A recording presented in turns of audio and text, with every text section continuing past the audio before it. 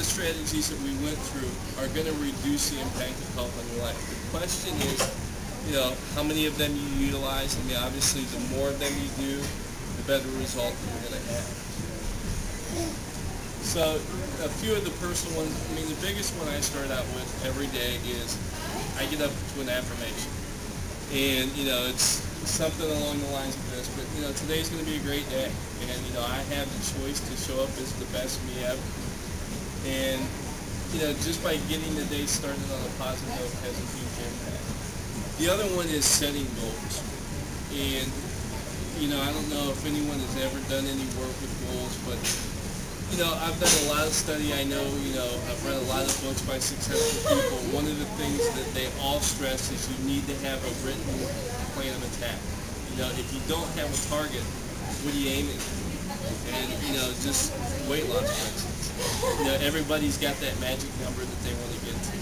And, mentally, once you have that number set, isn't it so much easier to be driven to that number than, I don't know, 200 sounds good and 190 sounds, whatever, and when I get there, I get it.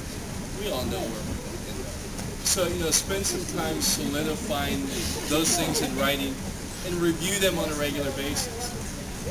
The other one I use a lot is visualization.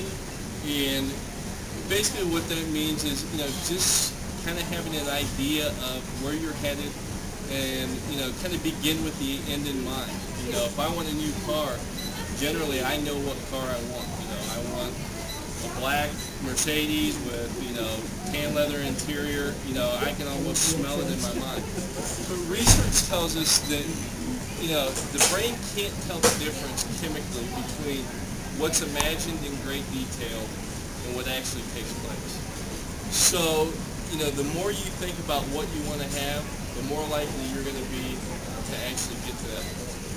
And so, spend some time really knowing what your goals are and thinking about them on a daily basis.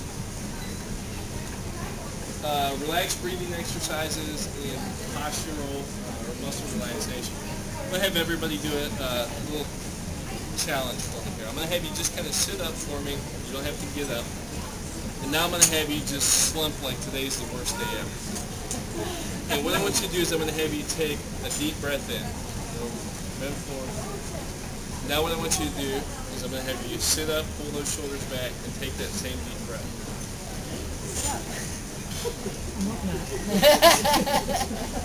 So which one's easier? Sitting up. Sitting up. And, you don't take in mind that, kind of this is how we are, especially in, today's workplaces. We spend so much of our time sitting. We get in the car, we sit. We go to work, we sit. We come home, we sit. And, our posture has a lot to do with it, but realize that taking 5 to 10 minutes out to do breathing type exercises, sitting up, breathing in deep, has a huge impact not only in reducing stress, but what actually takes place physiologically in your body. We get most of our oxygen in the lower lobes of our lungs, which is what we get when we deep breathe. We tend to shallow breathe. Short breaths, and basically the air is getting to the top parts of our lungs. Therefore, we're not getting the vital amount of oxygen that we need, and that's where health issues start to take hold. Oxygen is obviously the most important thing we have. You get rid of that, you're dead. So, starting to take in more of that or making it a conscious effort to do some breathing is going to have a huge impact. Don't you all feel better when you take a deep breath in and everything kind of melts away? So, there are many different strategies you can use. And obviously, there isn't some big long-lost secret as far as how to take away stress. I mean, you're going to have it on a daily basis. Again, it's how you deal with it. And, the only way I can tell you, they've done a great job talking to them. If they don't have stress, the only way to really avoid stress completely is die, and I think there's a better option than that. Yeah.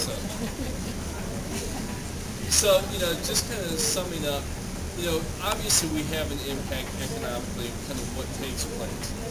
And, the reason that I'm here is that I want to encourage you to, look at our impact, each individual impact, and us as a group, a community, of what choices that we make, and, who's going to fix the problem? At the end of the day, we're the only ones that can. And, you know, that's by making conscious decisions to live a healthier lifestyle. And, you know, obviously, the healthcare concerns, not only are we talking about you individually, but take it into your household.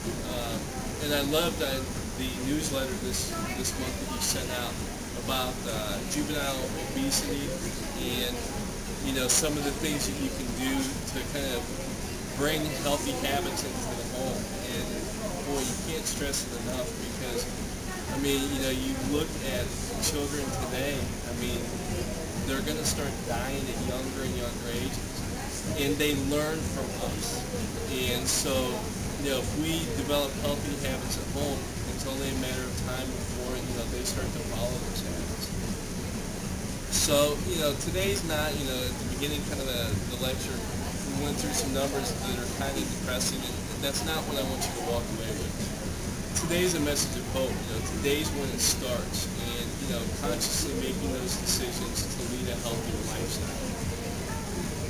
So, just to kind of make it a little bit easier, one, I want to thank you for allowing me to come out and spend a little bit of time with you. But I'm going to kickstart your de-stress, and I'm going to give each one of you, if you want to take advantage of it, a free half-hour massage in my office. On me, I have 2 massage therapists on staff that will be happy to work with you. You know, nobody ever goes, you know, everybody, I walk in here, chiropractor, you know, massage therapist, everybody beams.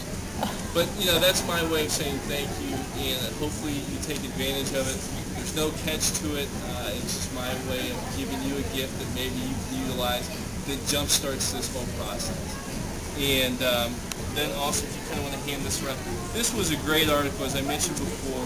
It will give you some tidbits on how to kind of not let stress impact your diet and your overall health.